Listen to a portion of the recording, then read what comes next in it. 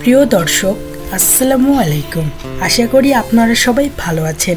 আজকের এই ভিডিওতে আমরা কথা বলবো জনপ্রিয় নাটক বৎসরত এর গল্প ও আগামী পর্বে কি ঘটতে পারে তা নিয়ে।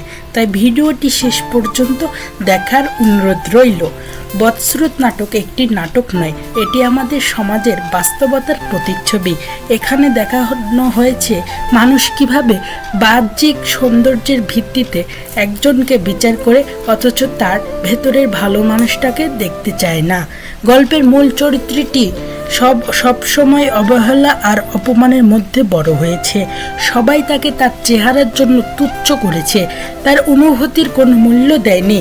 কিন্তু ধীরে ধীরে সে মানুষটাই প্রমাণ করতে শুরু করে সত্যিকারের সৌন্দর্য বাহিরে নয়, মানুষের ভেতরে লুকিয়ে থাকে। আগামী পর্বে আমরা দেখতে পারি সেই অবহেলিত মানুষটি জীবনে বড় একটি পরিবর্তন আসতে চলেছে। হয়তো এমন কিছু ঘটবে যা তার জীবনের মোড় ঘুরিয়ে দেবে। যারা তাকে অবহেলা করেছিল তারাই একদিন তার মূল্য বুঝতে শুরু করবে।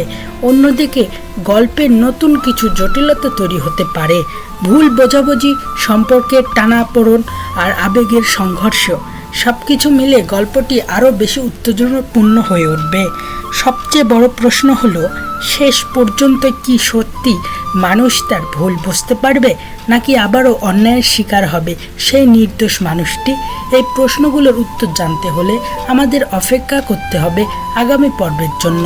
তাই প্রিয় দর্শক, ভিডিওটি যদি আপনাদের ভালো লেগে থাকে তাহলে অবশ্যই লাইক দিবেন, বন্ধুদের সাথে শেয়ার করবেন, আর এমন আরও নতুন নতুন ভিডিও পেতে আমাদের চ্যানেলটি সাবস্ক্রাইব করে পাশে থাকবেন। সবাই ভালো থাকবেন। আল্লাহ হাফেজ।